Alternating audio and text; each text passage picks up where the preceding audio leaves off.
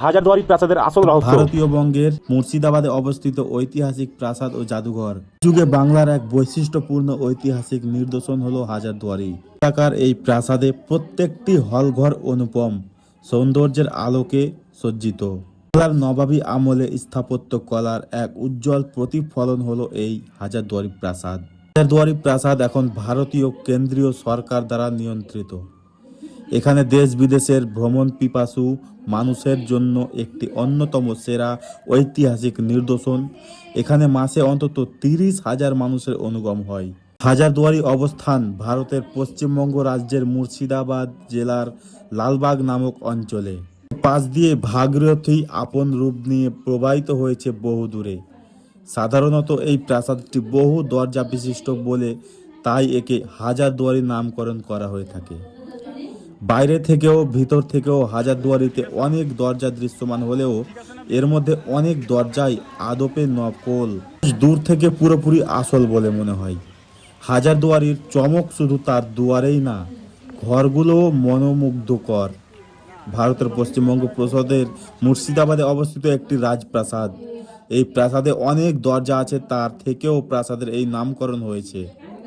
অবশ্য সব দরজা সত্য নয়, অনেক নকল দরজাও রয়েছে।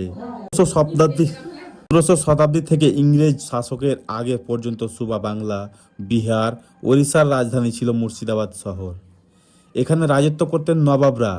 এখনকার নবাব হুমায়ুন যা ইউরোপীয় স্থপতি দিয়ে এই প্রাসাদ বানান। অনেকে ভুল করে ভাবেন যে এই প্রাসাদ বুঝি নবাব সিরাজউদ্দৌলার তৈরি। এই প্রাসাদ তৈরি হয় সিরাজ জমানোর পরে। সিরাজের প্রাসাদের নাম ছিল হিরাঝিল প্রাসাদ, তা এখন ভাগীরথী নদীতে তলিয়ে গেছে। এই প্রাসাদ ইউরোপীয় ধাঁধা বানানো। এটি ভাগীরথী নদীর তীরে অবস্থিত। 3 তলায় বেগম ও নবাবদের থাকার ঘর, দোলতলায় দরবার হলো, পাঠাগার, অতিথিশালা এবং 1 তলায় নানা অফিস ঘর ও গাড়ি রাখার জায়গা ছিল। মানে ভারতের পুরাতত্ত্ব সর্বক্ষণ এখানে একটা সংগ্রহশালা বানিয়েছেন। তবে দুর্বল কাঠামোর জন্য দর্শকদের 3 তলায় উঠতে দেওয়া হয় না।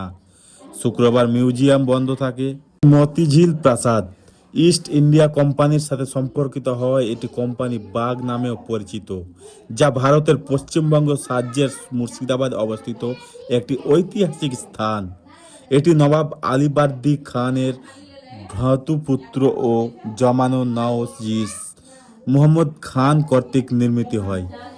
এছাড়াও হ্রদটি যে স্থান বাঁক দিয়ে সেখানে সাঙ্গই দালান নামে একটি নয়নাভিরাম প্রাসাদ ও মতিঝিল প্রাসাদ নির্মাণ করেন।